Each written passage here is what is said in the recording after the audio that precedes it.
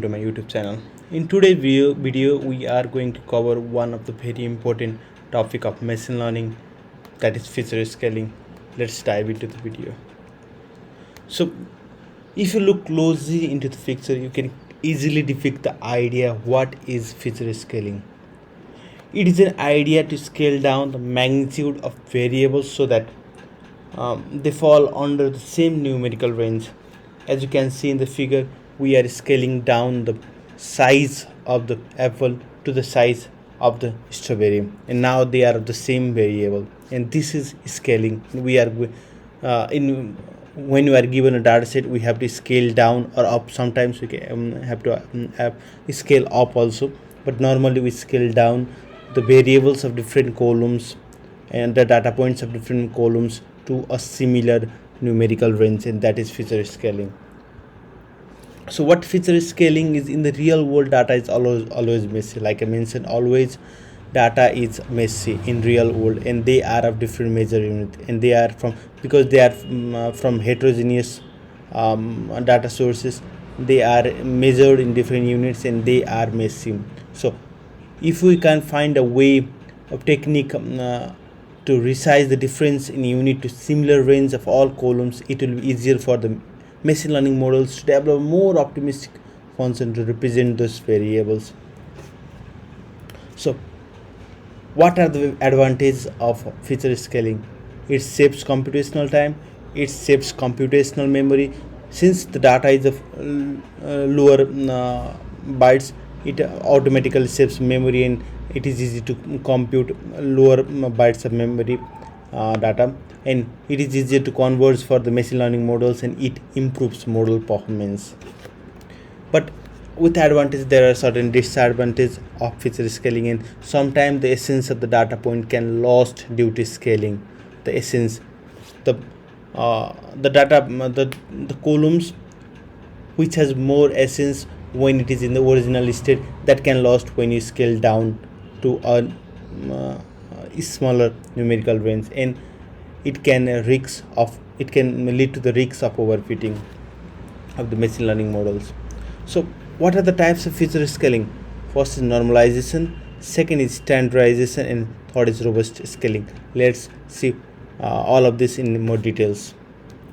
So the first kind of feature scaling is normalization, where we first subtract the data points to the minimum of the minimum value of the given column, and we divide it with maximum of the given columns to the minimum of the maximum of the given columns. In this way, the result is normalized, and it is always in the range between 0 and 1.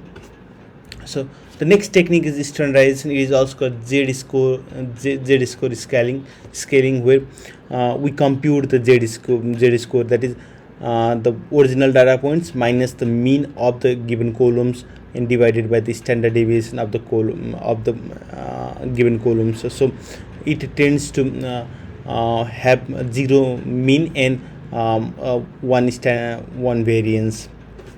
The result of the standardization is the mean is tend to be 0 and standard deviation is tend to be 1. And the another technique is robust scaler.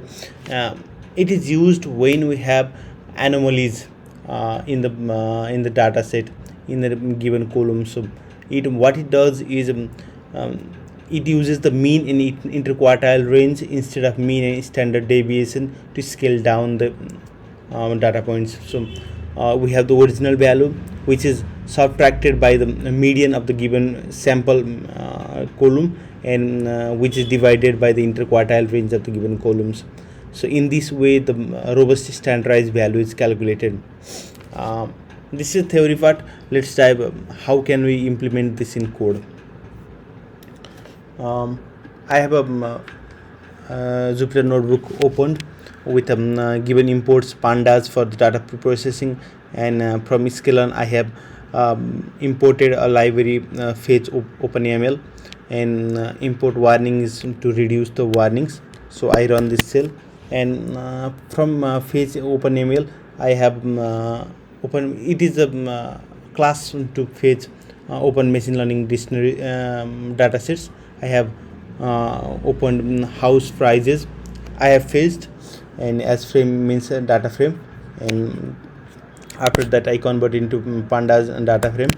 And if you look into this, this is the general form of the given data frame.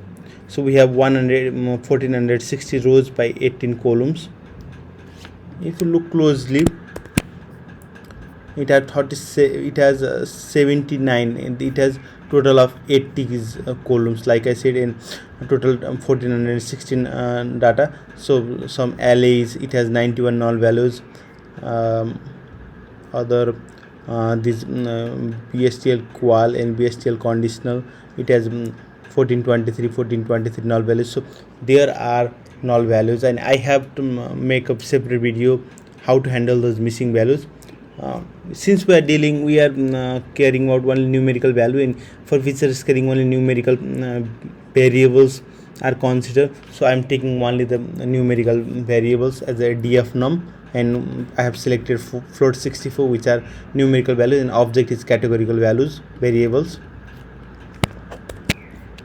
And if you look into the df numerical only data frame, numerical variables, and lot frontage, and this mass VNR area, it has 8 null values, and garage Y are built, I don't know the meaning, but it has 81 missing values. What we do is we plot the histogram plot for both garage wire BLT and lot frontage. If you look closely, we can see that it is skewed towards left and right in respectively. So I have told in the how to handle the missing values. So if we have skewed values, and if we have skewed values, we have to use median, and if we have normal distribution, normal Gaussian distribution, we have to use mean to fill up the missing values. So since it is skewed towards one either end, I have used a median to fill up the null values. And in third, I have dropped this one. After that, since after filling the with median values, only this MAS PNR area will be left with null values, and I have decided to drop those null values. I also decided to drop the ID, because since it is of no use. 1 2 3 4, it is just 1 2 3 4, which is indexing. After that, if you look into the info, we are all set, and we have no null values. So for scaling, I have imported from scikit-learn preprocessing, min max scaler for normalization, standard scaler for z-score scaling, and robust scaler for robust scaling.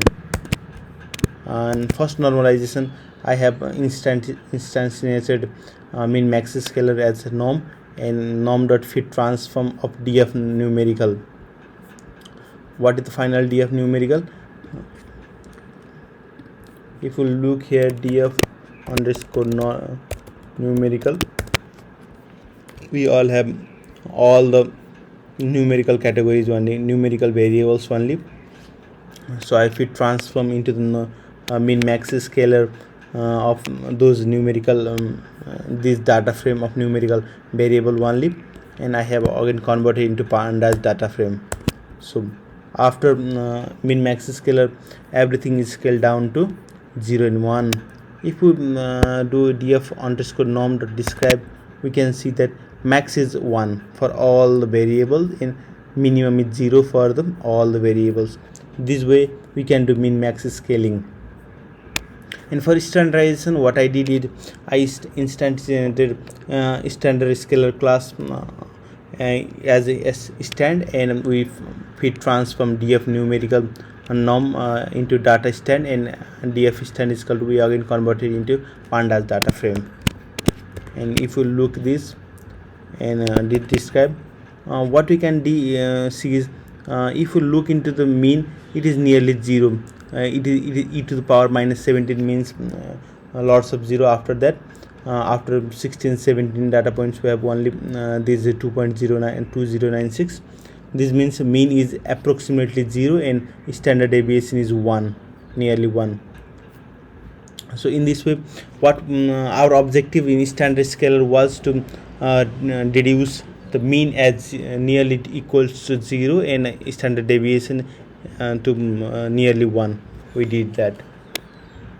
And if we look into it, df standard, I have taken this ms subclass and calculated the standard deviation. We can see that it is nearly equal to 1.